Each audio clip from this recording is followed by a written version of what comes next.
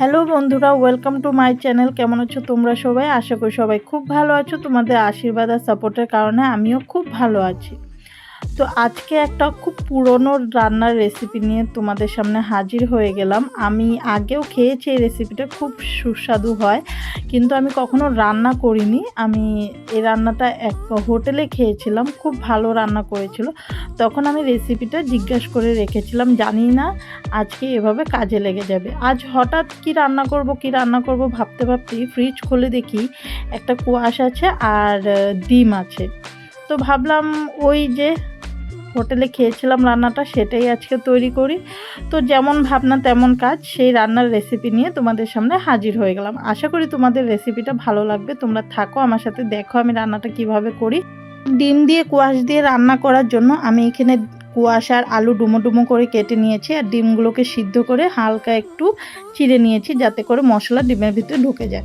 আর মশলার জন্য নিয়েছি আমি এখানে রসুন, আদা, কাঁচা লঙ্কা, একটা গোটা পেঁয়াজ আর পেঁয়াজ কুচি।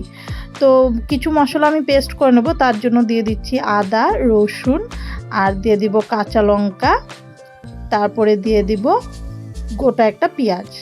তো এগুলো একটু জল দিয়ে আমি খুব ভালো পেস্ট করে নেব। তো পেস্ট করা হয়ে গেলে আমি এখানে কিছুটা গুঁড়ো মশলা অ্যাড করব, যেরকম হলুদ গুঁড়ো, লঙ্কার গুঁড়ো, আর সামান্য একটু দেব জিরের গুঁড়ো, আর দিয়ে দিব স্বাদ মতো নুন। তো মশলা আমার তৈরি হয়ে গেলে সরাসরি চলে যাব রান্নাতে। তো রান্না করার জন্য এখানে কড়াই বসিয়ে দিয়ে আমি তেল গরম করে নিয়েছি, আর তেলের মধ্যে দিয়ে দিলাম সামান্য একটু নুন আর হলুদ ডিমটা ভাজার জন্য। তো নুন হলুদ দিয়ে ভালো করে মিশিয়ে আমি এখানে ডিমগুলোকে ভেজে নেব।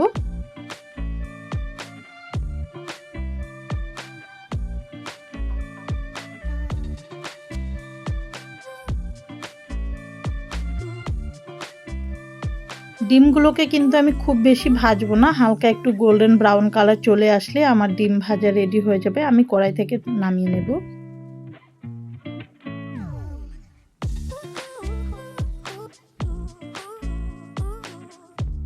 তো কড়াইতে আমি আরেকটু পরিমাণে তেল অ্যাড করব, তারপরে কেটে রাখা পেঁয়াজগুলো আমি সম্বাস দিয়ে দিব।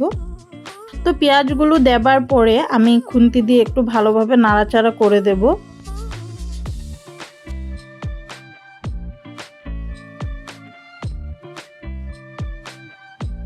পেঁয়াজগুলো নাড়াচাড়া করার পর আমি দিয়ে দেব কেটে রাখা আলু আর কোয়াশ। এই রান্নাতে কিন্তু শুধু ডিমই ভাজা হবে, আর আলু আর কোয়াশগুলো কিন্তু পেঁয়াজের সাথেই ভাজা ভাজা করা হবে।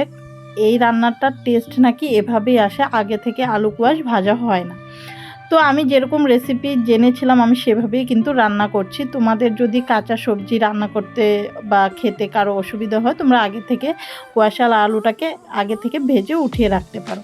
তো এখানে আমার কুয়াশার আলুটাকে পেঁয়াজের সাথে ভালোভাবে মিশিয়ে আমি ঢাকা চাপা দিয়ে রেখেছিলাম কিছুক্ষণ। তারপরে আবারও খুন্তি দিয়ে আমি একটু ভালোভাবে নাড়াচাড়া করে 5 থেকে 7 মিনিট এভাবেই আমি ঢাকা চাপা দিয়ে রান্না করব। তো এদিকে আমাদের কুয়াশ আলু ভাজা হতে থাক, আর আমি তোমাদের সাথে কিছু কথা বলে নিই।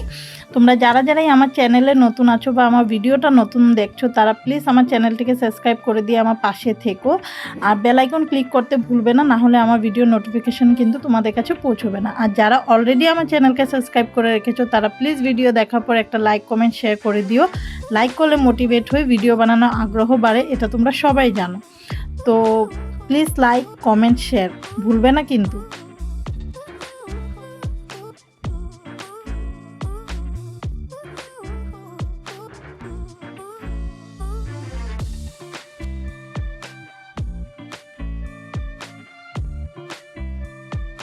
তো দেখতেই পেলে আমি 5 থেকে 7 মিনিট ঢাকা চাপা দিয়ে একটু পরপরই কিন্তু সবজিগুলো নাড়াচাড়া করে ভেজে নিয়েছি। এখন কিন্তু আমার সবজি অনেকটাই ভাজা হয়ে গেছে, আর খুব সুন্দর একটা হালকা ব্রাউন কালার চলে এসেছে। তো এই মুহূর্তে আমি আগে থেকে তৈরি করে রেখেছিলাম মশলাটা, সেটা অ্যাড করে দেব।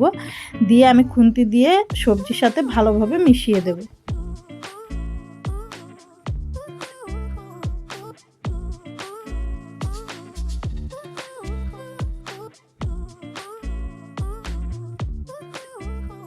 মশলার সাথে সবজিগুলো মেশানো হয়ে গেলে আমি ঢাকা চাপা দিয়ে আবারও 5 থেকে 7 মিনিট লো টু মিডিয়াম ফ্লেমে রান্না করব।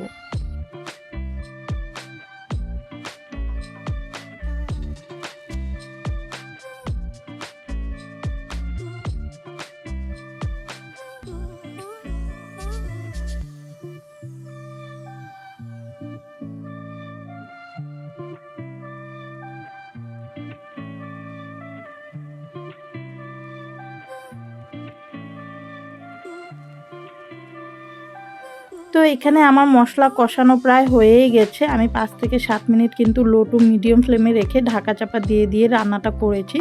আর মশলা থেকে খুব সুন্দর একটা অ্যারোমা বেরোচ্ছিল। এই মোমেন্টে কিন্তু আমি একটু চেক করে নেব যে সবজিগুলো সিদ্ধ হয়েছে কিনা।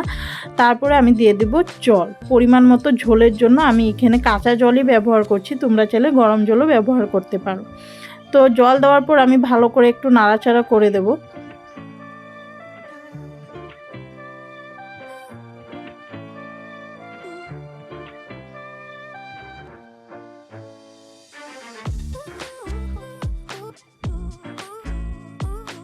তো নাড়াচাড়া করে দেওয়ার পর আমি এখানে আবারও একটু খুন্তি দিয়ে হালকা নাড়াচাড়া করে দিচ্ছি। আর গ্যাসের ফ্লেমটা কিন্তু এখন আমি হাইতে রেখেছি খুব ভালো বলক আসার জন্য।